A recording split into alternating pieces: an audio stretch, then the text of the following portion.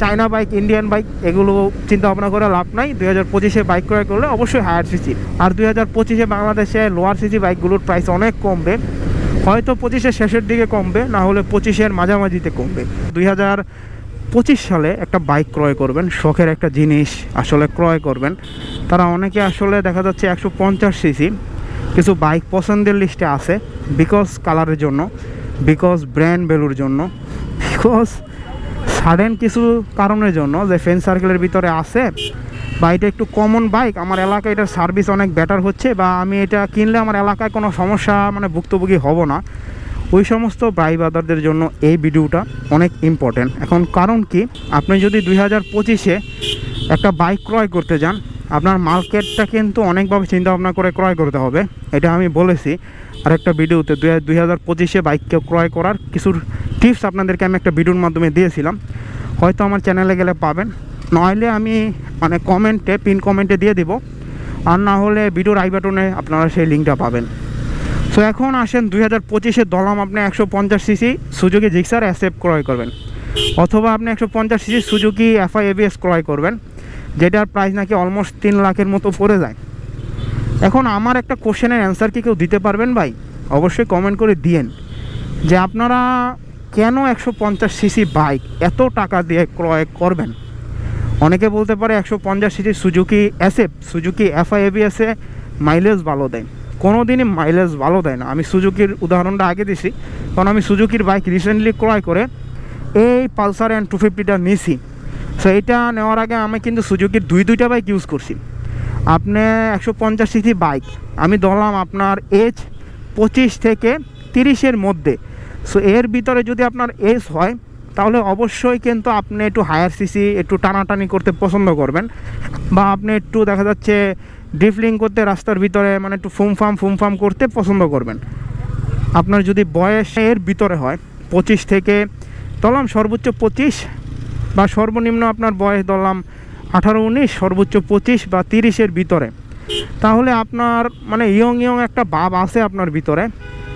আপনার রাস্তার ভিতরে বের হলে সুজুকির বাইকগুলো যেহেতু একটু স্টাইলিশ, লবণ কোম্পানির মতো দাদার আমলে বাইক না, বা লবণ কোম্পানির মতো এক চেসিসের উপরে আপনার খালি কালার চেঞ্জ করে বা প্লাস্টিক চেঞ্জ করে দেয় না। সুজুকির বাইকগুলো একটু স্টাইলিশ আছে, একটু দেখা যাচ্ছে আপনার ইয়ংদের পছন্দে ফেভারেবল বাইক। এই কারণে বলা চলে যে সুজুকির বাইকগুলো আপনার আসলে ইয়ংরা কিনে থাকে। সো এই কারণে বলতে পারেন যে এই বাইকগুলো অনেকের পছন্দের লিস্টে থাকবে 2025 সালে। ইভেন যারা আসলে ইয়ামাহার বাইক ক্রয় করবেন, তারা ইয়ামাহার কিছু ফ্যান বেজ আছে। ইয়ামাহা যে একবারে খারাপ ফালায় দেওয়ার মতো কোম্পানি আমি ওইটা বলতেছি না, ইয়ামাহারও কিছু কাঙ্ক্ষিত ফ্যান বেজ আছে। উদাহরণস্বরূপ বলা যায়, যারা আসলে এর আগে ইয়ামাহা বাইক ইউজ করছে, মানে একটু বয়স হয়ে গেছে, তারা আসলে ইয়ামাহাই চালাবে। তারা কোনো দিন সুজুকিতেও শিফট হবে না, তারা কোনো দিন বাজাজ পালসারেও শিফট হবে না, তারা কোনো দিন TVS FRC 4B বা TVS FRC 2B-তেও শিফট হবে না, কারণ তারা চায় একটা কম্প্যাক্ট বাইক। এখন ইয়ামাহার আপনারা বলতে পারেন ইয়ামাহার বাইকগুলো মাইলেজ কেমন দেয়। ইয়ামাহার এমনও আমি বাইক দেখেছি যে বাইকে আপনার আমি নিজে ইউজ করেছি, আমার নিজের তো এর আগে ইয়ামাহা FZ ভার্সন 2টা ছিল। সো ভার্সন 2 বাইক এমন একটা বাইক যে বাইকে আপনি রাইডিং স্টাইল যদি একটু চেঞ্জ করেন, মানে একটু হাই রেপ টেপ করেন, তাহলে আপনার মাইলেজ দেখা যাবে 39, 40, 42 এরকম হয়ে যাবে। সর্বোচ্চ 42, একটু হাই রেপ করলে সর্বনিম্ন আপনার 39 থাকে। সো এরকম অবস্থায় আপনি যদি ইয়ামাহার বাইক ক্রয় করেন, আপনি যদি একটু হাই রেপ করে চালাতে চান, তাহলে আপনারা অবশ্যই সুজুকির বাইকের দিক 2025-এ ঘটবেন। এখন 2025-এ বাংলাদেশে অফিসিয়াল বাইক বাদে অনেক পর বাইক বাংলাদেশে ঢুকবে, সে বাইকগুলোর দিকে একটু মুভ হবেন আপনারা। যেমনটা বাংলাদেশে হায়ার সিসি অনেক বাইক বাংলাদেশে 2025 সালে ঢুকবে, যেগুলো আপনার চাইনিজ বাইক, কিন্তু তারা পার্টসপত্র বাংলাদেশে ঠিকমতো অ্যাভেলেবেল করতে পারে। এখন অনেকে বলতে পারেন তাহলে কি CF মোটো ক্রয় করব? নট CF মোটো, RF মোটোরও ক্রয় করতে পারেন। চাইলে আপনারা আকিজের কোনো বাইকও ক্রয় করতে পারেন। তারা যদি চায়না বাইক বাংলাদেশে নিয়ে আসে, আকিজ গ্রুপ লিমিটেড নাম নিয়ে sports bike, China bike, higher CC আনতেই পারে, এটা বাংলাদেশে অস্বাভাবিক কিছু না। তাহলে আপনারা ওনাদের বাইকে ক্রয় করবেন। আমি নট CF মোটোর মানে বিপক্ষে না, বা আমি কোনো চায়না বাইকের বিপক্ষে না। আমি বলতেছি যদি স্পেয়ার পার্টস ঠিক মতো অ্যাপ্লাই দিতে পারে বা সাপ্লাই দিতে পারে, তাহলে আপনারা অবশ্যই সাপ্লাই এবং যদি মার্কেট অ্যাভেলেবেল হয় আপনার মার্কেটে, তাহলে অবশ্যই আপনারা ক্রয় করতে পারেন সিএফ মোটো, আরএফ মোটো অথবা আকিজের যদি চায়না বাইক কোনো নিয়ে আসে, অথবা কেটিএম, যে বাইকই বলেন না কেন। সো অবশ্যই আমার একটা কথা হলো, যে বাইক আপনাদের ভাই 100% পার্টস ডেলিভারি দিতে পারবে, ওই কোম্পানির বাইকটাই কেনা দরকার। এখন আপনি একটা বাইক ক্রয় করছেন, আপনার আসলে দেখা যাচ্ছে যে ক্লাস কেবল ছিঁড়ে গেছে, আপনি ক্লাস কেবল চেঞ্জ করলেন, দিন শেষে আপনার যে বাইক সে বাইকের ক্লাস কেবল কিনতে পারলেন না। আপনার একটা কি বাইকের ক্লাস কেবল ইনস্টল করছেন আপনি নিজেও জানেন না, জাস্ট আপনার ক্লাস কেবলের ভিতরে আগের যে ক্লাস কেবলটা আছে ওইটার ভিতরে অন্য একটা জাস্ট আপনার কেবল ঢুকিয়ে, মানে জিআই তারের মতো কেবল ঢুকিয়ে ইনস্টল করে দিল। এটা তো আসলে ভাই আপনার কাছেও ভালো লাগবে না ইউজ করার ক্ষেত্রে। ইভেন যারা আসলে এরকম করে তাদের কাছে 100% সন্তুষ্টি নিয়ে বাইক রাইড করতেও পারে না, এটা স্বাভাবিক, আমি নিজে এটা বিলিভ করি। এখন আসেন যারা আসলে 2025-এ আমাকে অনেকে জিজ্ঞেস করতে পারেন যে আপনি যে বাইকটা ক্রয় করেছেন N250 বাইকটা কি ক্রয় করা যায়? হ্যাঁ ভাই, আপনি N250 বাইকটা ক্রয় করতে পারেন। এখন মাইলেজ আছেন, আমি N250টা নিয়ে মাইলেজ এখন পর্যন্ত রাইড করেছি 620 কিলোমিটার।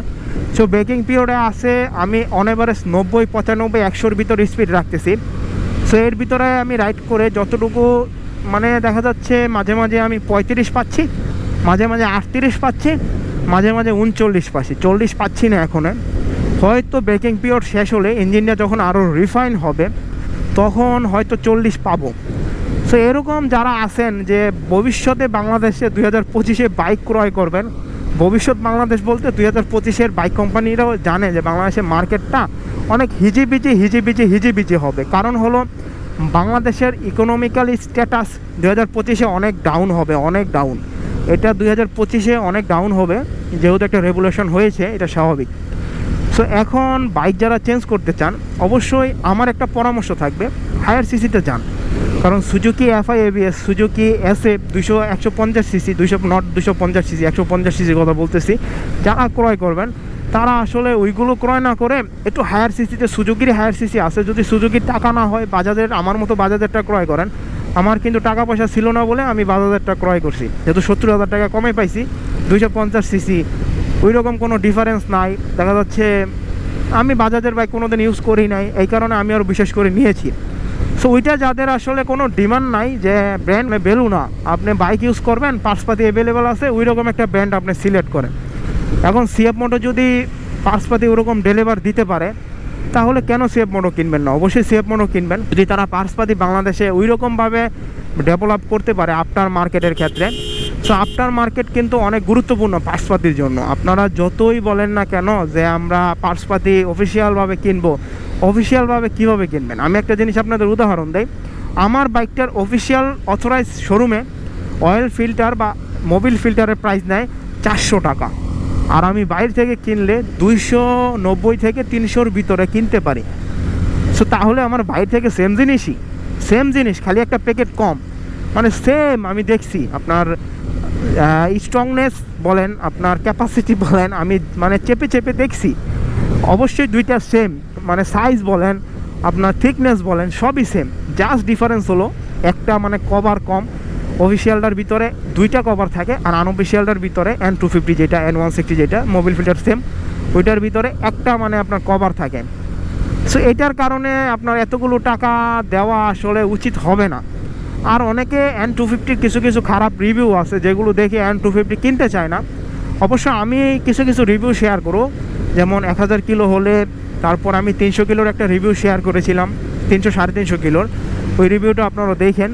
চেষ্টা করব N250 বাংলাদেশে মোটামুটি কীরকম সার্ভিস দিচ্ছে সেগুলো আপনাদেরকে দেখানোর জন্য। আমি প্রথম সার্ভিসটা অবশ্য নিয়েছি। প্রথম সার্ভিসটা আমি তেজগাঁও থেকে নিয়েছিলাম, মোটামুটি লেভেলের আছে, সুজুকির পর্যায়ে পড়ে। সুজুকি থেকে খারাপ না, আসলে সুজুকি যে রাত দিন মানে সার্ভিস দেয়, রাত দিন তফাৎ সার্ভিস, ওরকম না। সুজুকির সার্ভিসও আমি নিয়েছি অনেকগুলো, এরকমই ছিল, মানে 19 আর 20, মানে অত আহামরি ভালো না, আবার এটা যে অত আহামরি খারাপ দিচ্ছে ওইটাও না, গুডস ফর এনাফ। এখন ওই রকম বাইকই ক্রয় করবেন যে বাইকটা আপনি বাইরে যে কোনো জায়গায় গেলে আপনার পার্টসপত্র পাবেন। সো এটাই বলার ছিল, যারা 2025-এ বাইক ক্রয় করতে চান অবশ্যই একটু হায়ার সিসি মানে মাথায় রাখা দরকার। কারণ আপনার হায়ার সিসি 2025-এ বাংলাদেশে প্রচুর পরিমাণে দেখবেন, আর 2025-এ বাংলাদেশে লোয়ার সিসি বাইকগুলোর প্রাইস অনেক কমবে, হয়তো 25-এর শেষের দিকে কমবে, না হলে 25-এর মাঝামাঝিতে কমবে। সো অবশ্যই যারা 2025-এ বাইক ক্রয় করতে চান, যদি কোনো কিছু জানার থাকে যে ভাই আমি আরও এই বাইকগুলো আমার মানে চয়েস লিস্টে আছে, সো আমি এই বাইকগুলো কিনতে চাই, তাহলে অবশ্যই আপনারা কিনতে পারেন। বাইকগুলো যে কোম্পানির বাইক আপনারা কিনতে চান, তাহলে অবশ্যই সেই কোম্পানির নামটা কমেন্ট করে জানাতে পারেন।